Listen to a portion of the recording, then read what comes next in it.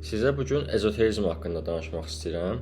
Hansı ki, mənim araşdırdığım əsas mövzu budur və siz bir çox vaxt mənim videolarımda, mənim paylaşdığım storylərdə bunları görürsüz. Amma bəlkə də bir çoxunuz bilmir ki, mən nəyi araşdırıram, tam olaraq mən nəyin içindəyəm. Məsəl üçün, ezoterizmin özü bir simvolik məna da daşıyır. Simvollarla dolu bir dəryadır demək olar ki. Elə şəxsən mən bunu sizə burada göstərim ki, bu simvolun özü də ezoterizmə bağlıdır. Anq simvoludur, xaç simvolu deyil. Ona görə narahat olmayın. İndi ezoterizm nədir? Ezoterizm nə mənaya gəlir? Bunu sizə açıqlayım. Ezoterizm bilinməyəni öyrətmək, bilinməyəni öyrənmək deməkdir. Yəni sirlərə qovuşmaq, sirlərin yolundan getmək deməkdir. Dərin perspektivdən fikirləşə bilərsinizsə, ezoterizm işıq yolu deməkdir. İşıq yolunun dərvişi deməkdir. Yəni ezoterizm hər şeydən əlavə sirlərə çatmaq deməkdir. O sirlər ki, insanlıqdan gizlənir və ya insanlıq onu öyrənməkdən uzaqlaşdırılır. İndi bunlar dərin mövzulardır. Təbii ki, bura tam girməyəcəm.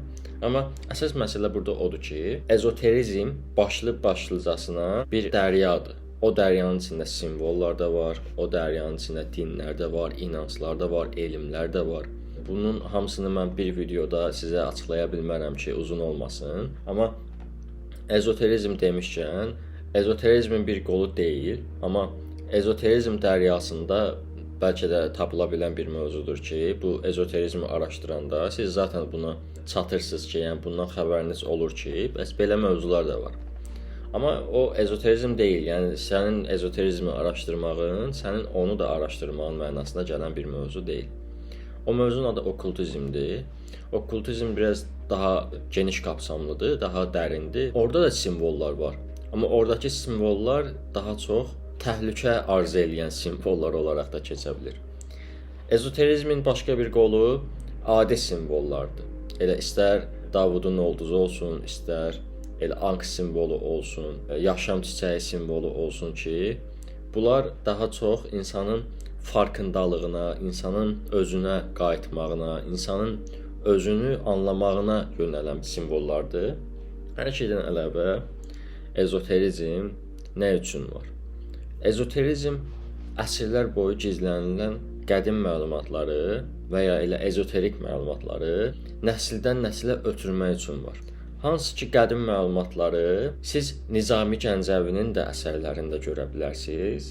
Siz Fərabinin də, İbn Sinanın da, İbnül Ərabinin də, Cami bir Həyyanın da, bir çoxunun əsərlərində görə bilərsiniz. Ömər Xəyyamın rübailərində görə bilərsiniz. Hər şeydən əlavə Nəsiminin qəzəllərində görə bilərsiniz.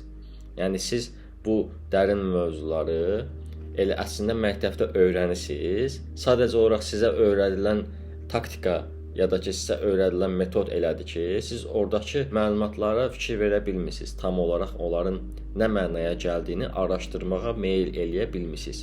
Ezoterizm belədir. Ezoterizm dərin mövzudur. Yəni, bəlkə də ezoterizmə giriş var, çıxış yoxdur. Buna ezoterizm də deməyək, həyat deyək ki, siz həyatla bağlı müəyyən bir şey öyrəndiyinizdə həyat sizi özünüzə çəkir. Çünki daha çox öyrənmək istəyirsiniz, daha çox ona çatmaq istəyirsiniz. Hansı ki, bu bir vərdiş halına da gələ bilər. Yəni, bilirsiniz yəqin ki, bir şeyi 21 gün elədiyinizdə o sizdə vərdiş halına gəlir və artıq ondan sonra siz onun davamçısı olursunuz da, belə deyim. Onu eləməyəndə ürəyiniz darıxır, onu eləməyəndə istəyirsiniz ki, can atırsınız ki, onu eləyəsiniz. Bu hər şey ola bilər. Bu disiplin də ola bilər, bu kitab oxumaq da ola bilər, bu yemək bişirmək də ola bilər, bu hər şey ola bilər. Nəysə, bunların hamısını qoyaq bir tərəfə. Ezoterizmin dərin məqamlarına daxil olmaq istəyirəm. Ezoterizmi araşdıran insanların bəlkə də bir 20%, 30% bu yola çıxanda o yolda itirlər. Çünki bu biraz təhlükəli də mövzu sayıla bilər. Hansı ki, mən sizə bundan bağlı bir əsər tövsiyəsi edə bilərəm. Zümrüd tabletlər. Totun, yəni Misirdəki tanrıların xəbərçisinin əsəridir ki, bunu zümrüd tabletlərə yazıbdır. Yəni zümrüd tabletlərdə belə bir mövzuya toxunur. Tam ezoterizmlə bağlı kitabdır, əsərdir. Hətta biraz meyraca çıxmaqla da bağlıdır. Hansı ki, bunu indiki dövrdə bir çox insan astral səyahət olaraq da fikirləşə bilir. Hər nəsə, o əsərdə belə bir mövzudan danışır ki, düz bir yol fikirləşin, arxasında işıq var. Təbii, ora çatanda da qaranlıq var.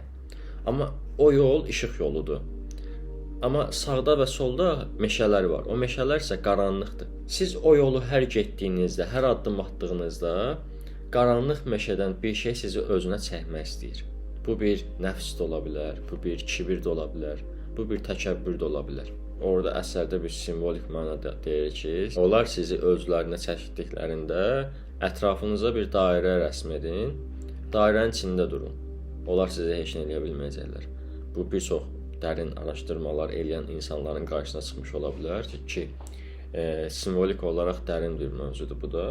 Hər nəysə, siz o yolu gedib axıra çatdığınızda yenə o işıq qaranlıq bir ortama çevrilir. Amma niyə görə? Çünki işıq bir məşəldir, aydınlanma isə qaranlıq ortamdakı məşəlləri yandırmaqdır. Biz işığıq, hamımız işığıq. Biz nə üçün işığıq? Biz nəyə görə işıq olmalıyıq? Çünki günəşin altında duran bir işığın məşəl olaraq bir mənası ola bilməz. O bir qaranlıq ortama girməlidir ki, o qaranlıq ortamdakı məşəlləri yandırsın öz işığı ilə. Ondan sonra aydınlanma gerçəkləşsin. Həqiqi aydınlanma ona deyilir. Qaranlıq ortamdakı məşəlləri yandırmaqdan bəhs edirəm.